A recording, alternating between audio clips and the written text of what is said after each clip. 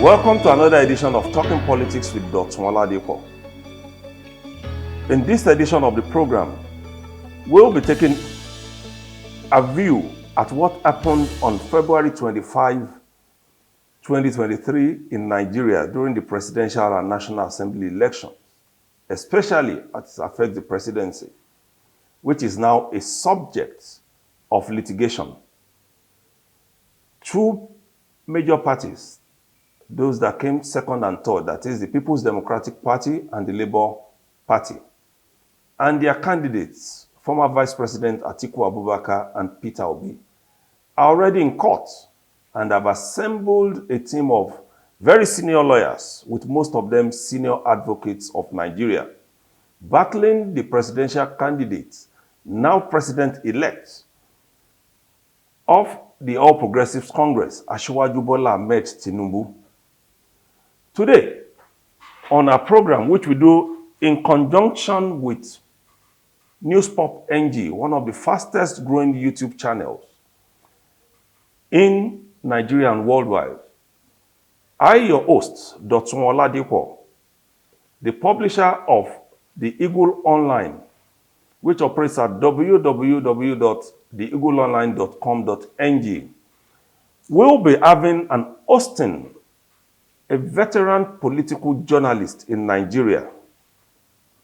He has had several years' experience in reporting politics, and he now works as editor at an online publication, one of the most credible in Nigeria, GWG. Please join me in welcoming Emmanuel Aziken as we review and look into the future, what happened on February 11 and what will likely happen anytime from now. You are welcome to the program, sir. Thank you very much, Doctor. It's my pleasure to be your guest. I really appreciate that. Thanks for taking time out to review the election. Maybe let me allow you the opportunity of just an introduction of just your view, what you take or what you make of that election. Well, the February 25 presidential and national assembly election came with much expectation from the Nigerian community, and especially also the international community. It was for many Nigerians a point of renaissance because of the expectation, because of the hope that was built into the process by the election management body, that is INEC, the Independent National Electoral Commission. Many Nigerians had much expectation that this, for the first time, that votes were going to count. And I do think that votes really counted in this election in some respects. And as a prelude to underlining that expectation, I do know many Nigerians, some of them are still around, who came from abroad. I heard of a lady who came 3 times. She came to register for her PVC, she came to collect her PVC, and subsequently came to vote, to tell you the hope that Nigerians abroad had in this election. And I do know, I spoke to many people, relations, some people who were asking me, make sure you go and vote. So that's to underline the expectation that the Nigerians, home and abroad, had in this election. But whether that hope was realized is another thing. And I do think as we go into this program, we'll discuss more about that.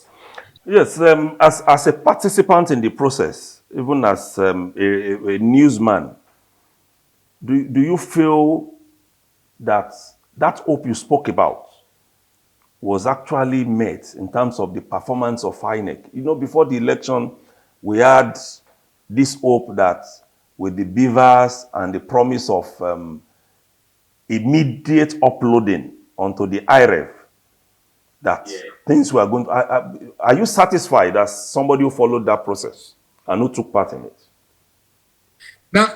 Now in terms of satisfaction, it has to be defined by what happened. And if you look at it, you will discover that for many people went away with satisfaction from the exercise, in the sense that votes counted at several points. Would you imagine that in a state he had governed for 8 years, Governor Ifeanyi Ugwuanyi, who had been in the House of Representatives for about 3 terms, could not win a Senate election? Governor Ayade could not win a Senate election. Asiwaju Bola Tinubu, the godfather of Lagos, could lose the Lagos presidential election in Lagos. Asiwaju Bola Tinubu, reportedly from Osun State, could lose the presidential election in Osun State. So, to some extent, the votes counted, but unfortunately, and as you did say concerning the beavers became, as many of the participants and many facilitators told us, the beavers was the game changer. And you will realize that the beavers also became the cross. It became the issue that also undermined this election, where it was undermined. As concerning the National Assembly election, I think it went on successfully. And that is because, as we have now come to realize, the beavers was not sabotaged as concerning the National Assembly election. And as we have now gotten to realize, the beavers was sabotaged in terms of uploading the presidential election. So that is why, for many people and many stakeholders, they are not as such displeased with what happened in the National Assembly elections. Governor Ifeanyi Ugwuanyi has not come out to say, at least I've not heard him say he lost unfairly. I've not heard many of those who lost in the National Assembly elections, the superpowers or the supermen or women who lost, complaining as concerning the National Assembly.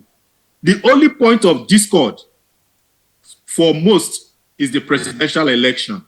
And that is because the results of the presidential election were not uploaded as INEC had promised that they were going to, as they had given promise that they were going to do, that the results of the presidential election were not immediately uploaded. And that gave room for a lot of discrepancies that we later came to discover.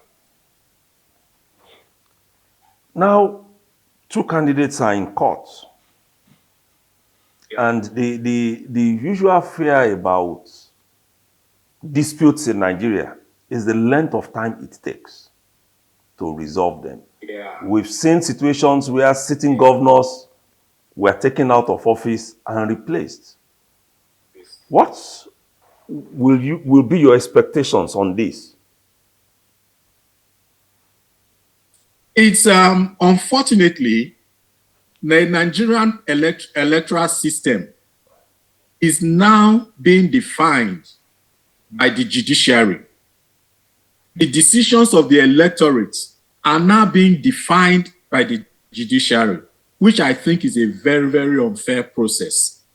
The INEC, the election management body, had the opportunity to cast its name in gold by this election. But surprisingly, for one reason or the other, the leadership of that commission failed to give honor and credibility to that institution in terms of this election, in terms of the presidential election, mostly. The leadership, and unfortunately, the leadership has not been able to examine or to put forward its case, why we did this or why we do that.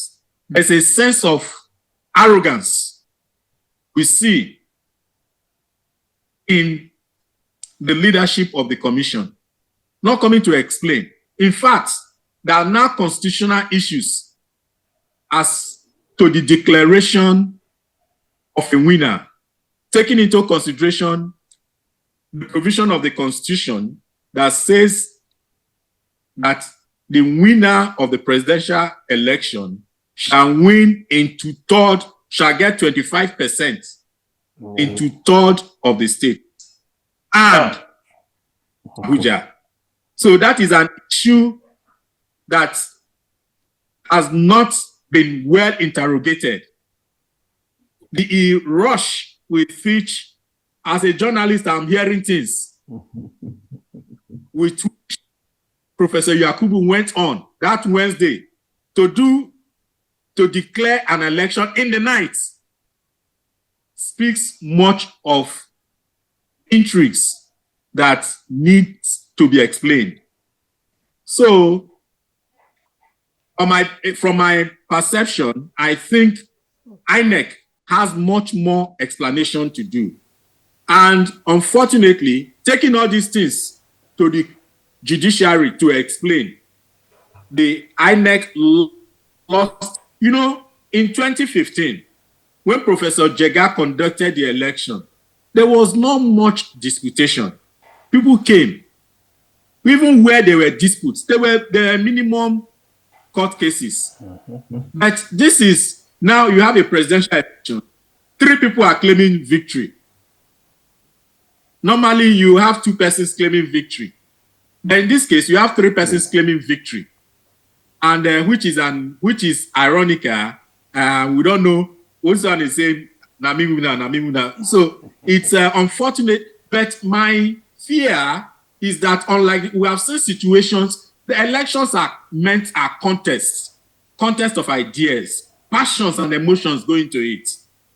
But we should have seen a situation where the judiciary is able to, with expediency, resolve this matter before inauguration. And that is unlikely to happen in Nigeria. We have a situation in Kenya. Such a situation happened in Kenya. But the judiciary there resolved it before the inauguration. So we should have expected our judiciary here to work in that light. But unfortunately, many people, in fact, the majority of Nigerians do not have hope in this judiciary to do that. Okay, but looking at that election on the surface of it as an analyst, that outcome appears something we've not seen in Nigeria before. 3 parties having 12 states each, and the 3 parties having what, if we remove the clause of the FCT, can be considered 2/3 of votes across the required 24 states. How do you, what's your take on that? Because it's a bit new. Before it used to be 2 parties, like you said. How do you analyze that election? Was it a close contest for you? How did the parties, get to where they are? Are you excited about that development? Yes, it's a very exciting development because for the first time, we had parties coming on to debate. We had people bringing forth ideas. We had people, there was much, the expectation.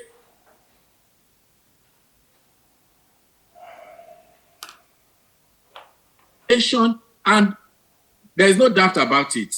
The entrance of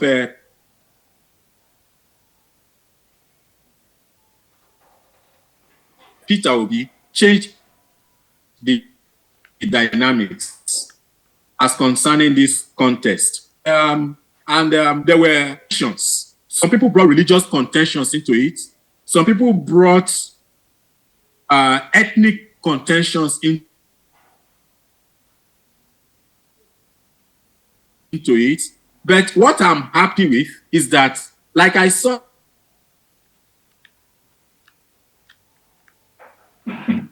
a video in the University of Ibadan where within the university community, it seemed as in that video, I don't know if you saw it, where one no structure, number 2, No structure. Battery, no structure. No structure. We were counting and counting. Those were students. 64, no structure. 65, no structure. 66, no structure.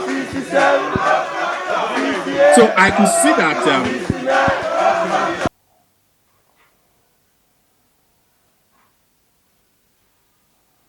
we saw a candidate who was able to permeate a segment of the population. Mostly Igbo was able to reach across to that segment of the population. And it is the same thing we saw.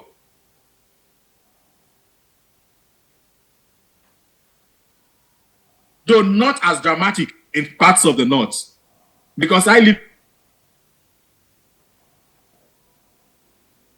in Abuja, and I saw people from other, let me say, from the north, outside, who said they were aligning with him. You understand? So we saw somebody who was able to pierce through,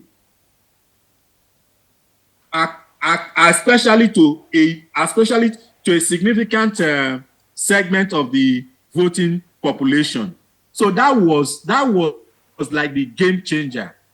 And as I did say, I think I wrote something about it some time ago. If not for Obi, probably in fact, I don't know whether Atiku Abubakar will ever forgive Peter Obi, because this was about his election to take home. But the man undermined Atiku to the extent that in Delta State, there has been the fault of the PDP. They were struggling to get 25% there. Virtually in the Southeast, they were swept away because of the obedient phenomenon. Okay. Yeah. Okay, that's good to hear. Now, maybe we can narrow it down now. And like you said, some big wigs lost their election. They lost their states. And that we can start with even the president, Alhaji Muhammadu Buhari, lost in Katsina at the end of the day. Yes, I'm saying that looking at those who lost, the big wigs, one of them is the president who lost Katsina State at the end of the day in the presidency. Can we take them one by one? Why do you think the president lost? Even in a state where he should have ordinarily been in charge. Well, number one, we have to consider, did the president actually lose? Because the results that have been produced by INEC are subjects of litigation. And when you talk about people losing, those are the results that INEC has produced, which are now subjects of controversy. Because like you now coming to tell me that APC won in Rivers State as INEC produced, people will find that very difficult to believe. Are you with me? That's part of what I'm waiting to hear. That could it be contrived? Could it be something? So when you say, so these results, some of the results lack credibility. Some of the results lack credibility. I'm saying that because in Katsina State, I do know that the PDP was in pole position to win quite more than what they got. I do know that for a fact. And because the APC lost with very marginally in Katsina. They lost marginally in Katsina. The expectation was for them to do for the PDP to do far better there. So until these results are interrogated and verified, so analyzing them as the reflection of what happened on voting day would be a difficult issue for one to say, to put forward. Yes, but there are those who are already arguing that whether we accept this result as they are or not, it will rub off on yes, the coming election on March 11, especially the governorship. Take, for instance, the Delta State that you mentioned.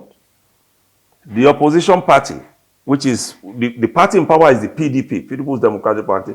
The opposition party, which is the APC, is already galvanizing and moving in the direction of Labour Party in order to unseat the PDP.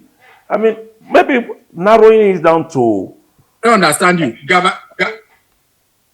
You're saying galvanizing in what way? I mean, moving on to encourage, yes, the Labour to come in, you know, for them to work together to remove the PDP.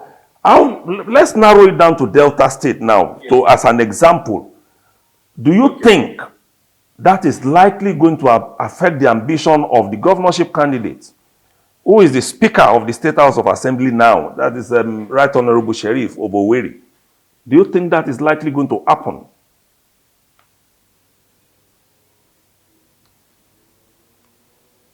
Sheriff? Yes. Is it going to affect his ambition? Okay. Delta is a hello? I'm with you, sir. Go ahead, sir. Okay. Delta is quite there's a lot of propaganda that is going on in Delta. Now, I do know that because of the good performance of Labour across Delta states, the two major parties, PDP and APC, have been trying to forge alliances with them. But what we have now discovered is that some people are now trading in the name of Labour. They are saying that they are the Labour leaders, Labour Party leaders, and going to negotiate with the two sides. Incidentally, yesterday or the day before, the Labour Party chairman in Delta came out to deny all alliances. I do know that Ovie Omo Agege, the APC candidate, met with a number of people who term themselves as Labour Party canvassers last Saturday at Bond Hotel in Warri, at the end of which those people now pledged that they were aligning themselves with Omo Agege. The governor of Delta, the PDP, I also understand, I've also been meeting with people who say they are Labour Party, and all of them making money or trading. But meanwhile, the leadership of Labour Party has come out to deny all such persons. In fact, there was a case where somebody presented himself as the youth leader and was negotiating with some people at Orchid Hotel in Asaba. As they were negotiating, beat the impersonator. Poor party has now claimed it is going into the. So that presents a scenario that it will be a three-man race. The issue in Delta is that the candidate of Labour Party, Dikin Kempela, is not well known. In fact, is not well known. And you see that in what happened in Delta State is that even unknown quantities defeated strong men. The minority leader in the House of Representatives was defeated in the election by somebody that was not known. People are asked, I still don't even know the person's name. In Kaduna State, I was surprised when I was writing the story that when I was told he's an Okada rider that defeated the principal deputy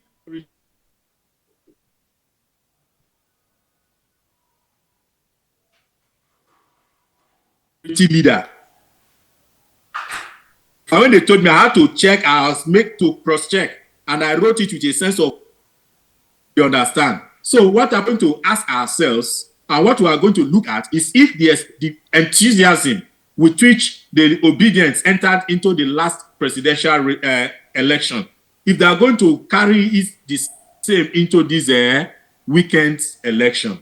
So if they do it, a number of people will be in trouble. In Delta State, in neighboring Edo State, you can see the governor He's been going about saying that they want to impeach me, they want to impeach me. In fact, they got to Uwelu Motor Park yesterday, and he was drowned with choruses of Obi, Obi, Obi.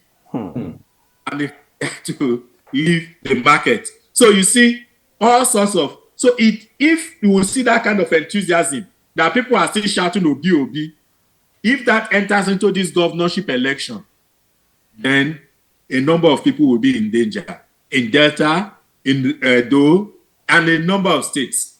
A number of states. And that is why you see the governor of Lagos State this month, he's been going around now. You see, votes are counting if the beavers is allowed to work.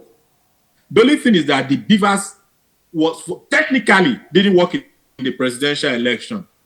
That is the only. So if that beavers is allowed to work, votes will count and heads will roll. That's a big one.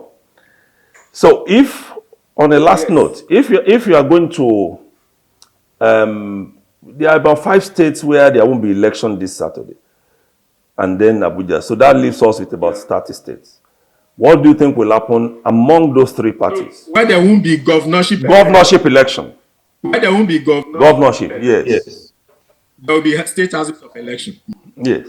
So what do you think happens to those 3 parties? Do you see, like you have said, so much changing from what happened the last time?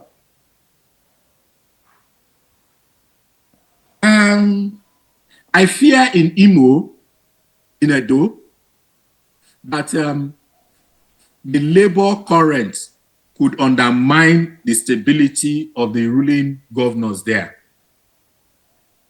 I think, like in Edo State, I believe Governor Obaseki would desire for Labour to win than, what happened in Edo was, for the first time since the return of democratic rule in 1999, the PDP lost out, didn't get a single legislative seat in the House of Representatives, in the Senate, and in the presidential. They lost in all counts. Never has it happened. Remember, that is the home base of Chief Tony Aneni. Yeah. Chief Tony Aneni's home state. The PDP had always won, even when you had an APC, ACN government. The PDP had always won the presidential and won the majority of the National Assembly seats. But for the first time, the PDP didn't get single. APC had, Labour had. So now, what happens now is that because the governor is more fearful of the APC than of Labour, so I think the governor will be hoping PDP does not win.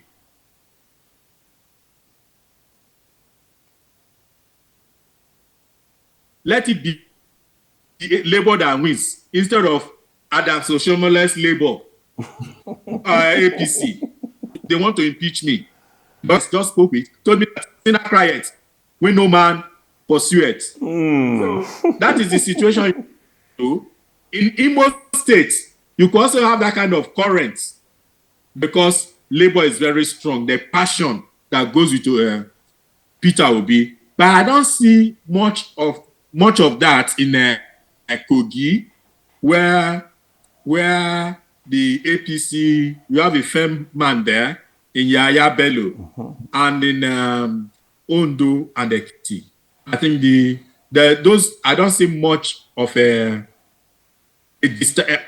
don't see on eventful political developments in those 2 states. But where we should watch out for are Edo and Imo states. And you've not spoken about Lagos, which a lot of people are looking at in details. You just spoke about the governor going around also. Do you see anything changing? The issue with Lagos is that you have a divided opposition. You have a divided opposition. You have Jandor, the PDP candidate, who is firm on the ground, but lacks in Lagos State, the body judge and the structure. I understand that those ones are throwing their support towards Gbadebo,